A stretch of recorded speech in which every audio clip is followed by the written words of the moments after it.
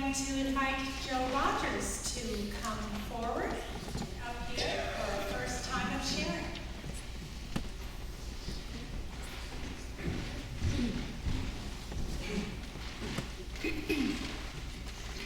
Nobody in their right mind has ever asked me to share.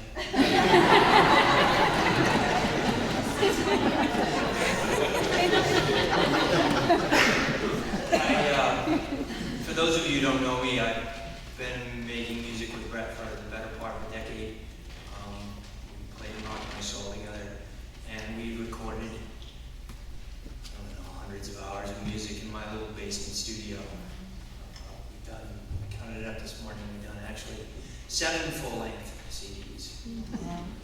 Just rotating. So we spent a lot of time together in my basement. And I know that didn't sound good.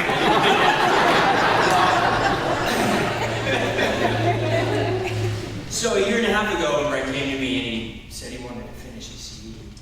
We sat down and went over, put together a list of recordings that we wanted to put on the CD, and so we started digging through my archives because some of the stuff was only on my rig. So there was one recording in particular that was missing, and I apparently lost it. And I felt really bad.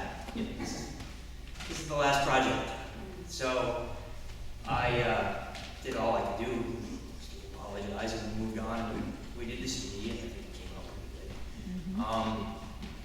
And then I was thinking about what I was going to say today, and I was digging through the archives, and I see this WAV file that says Brett.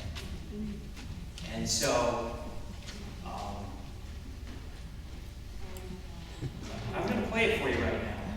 Don't get too excited. It's a little avant-garde, and it's not very long.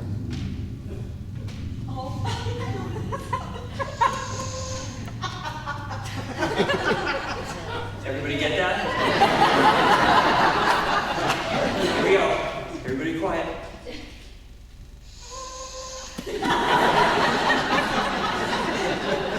So, we're tracking the song, and John's singing, and it's Brett, it's the 3 of us in the studio, and it's really quiet, and I got my good vocal mic up, and I'm getting ready to press record, and I'm here.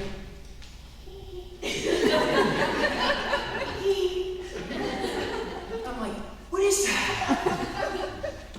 And Brett says, what is what? And I said, you can't hear that. And no, and Dawn could hear it. So we're tearing the studio apart, looking for whatever's squeaking. We can't hear it anymore, so I said, all right, fine. Whatever it was, it stopped. We sit down, everyone puts their headphones back on.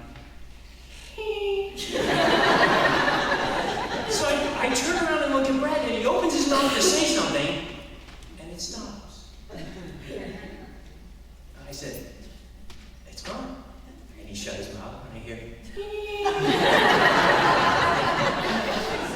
so I take off my headphones, and I go over and I stand next to him.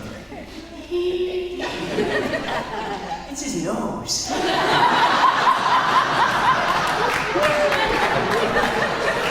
I'm like, that's your nose. He says, that's great. Let's record it.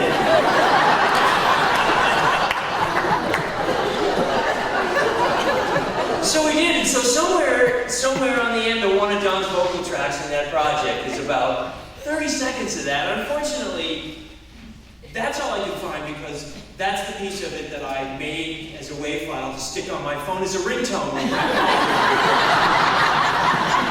So here's when my phone would ring.